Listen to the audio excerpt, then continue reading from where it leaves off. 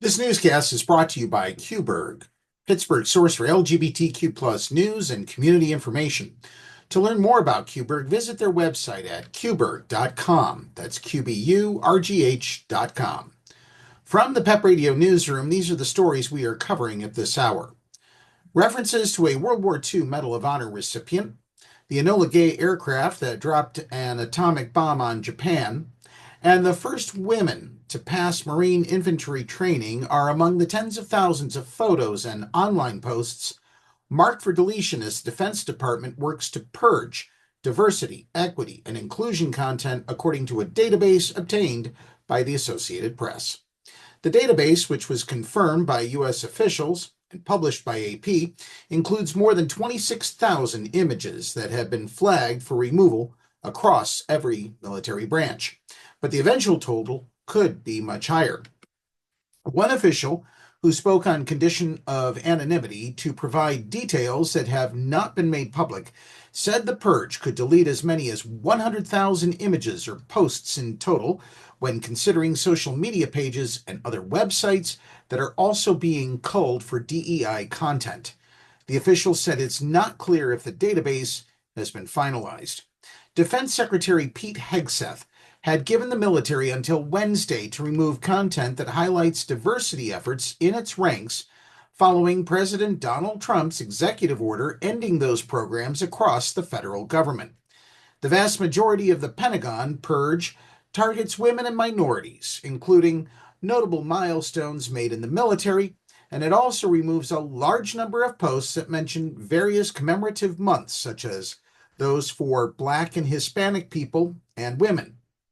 But a review of the database also underscores the confusion that has swirled among agencies and about what to remove following Trump's order.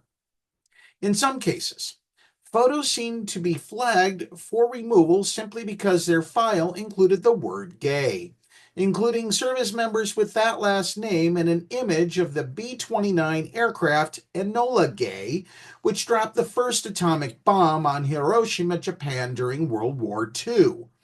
Several photos of an Army Corps of Engineers dredging project in California were marked for deletion, apparently because a local engineer in the photo had the last name Gay.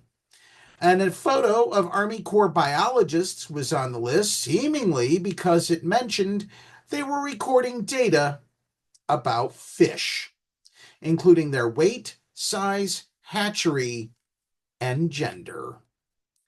This story was reported by the Associated Press. A link to the story is available on the homepage of the Pennsylvania Equality Project website, paequality.com. And just to be abundantly clear, it's not his fault. It's not his fault. Billionaire Elon Musk is telling Republican lawmakers that he is not to blame for the firings of thousands of federal workers, including veterans, as pushes to downsize the government. Instead, he said in private talks this week that those decisions are left to the various federal agencies. The message from one of President Donald Trump's most influential advisors came as Republicans publicly support Musk's work at the Department of Government Efficiency, digging up waste, fraud, and abuse, but are privately raising questions as personnel cuts ripple through communities across the nation. Elon doesn't fire people, said Representative Richard Hudson, a Republican from North Carolina, after a dinnertime pizza meeting with Musk in the basement of the Capitol. He doesn't have hiring and firing authority, added Hudson, who leads the House Republicans' campaign arm. The president's empowered him to go uncover this information. That's it. Representative Hudson, on so many levels, you are so goddamn wrong. You are such a moron. That man is out to destroy, devastate, and tear apart the federal government, and you are giving him the keys to the Capitol to do it. It is a remarkable shift of emphasis away from the chainsaw-wielding tech entrepreneur whose vast power has made him an admired, revered, and deeply feared figure in the second Trump administration. The Republican president weighed in Thursday after a cabinet meeting, saying he was instructed department secretaries to work with DOGE, but to be very precise about which workers will stay or go, using a scalpel, he said in a social media post, rather than the hatchet or, the massive chainsaw that Musk was wielding around. Well, I don't want to see a big cut where a lot of people are cut, Trump later told reporters in the Oval Office. No, just no. Sorry, Associated Press, but no, I don't believe this story for one moment. I don't buy this story. Elon Musk is revered in MAGA circles, but hated, despised, and loathed by plenty of people around the world. The numerous people boycotting Tesla and selling off their vehicles, all while Tesla stock is down by $122 per share over the last month, is all I need to know about how much people don't like him. And quoting Trump as if he were telling the truth is patently absurd. Simply put, we believe the words coming out of his mouth about what good he plans to do for the country at our own peril.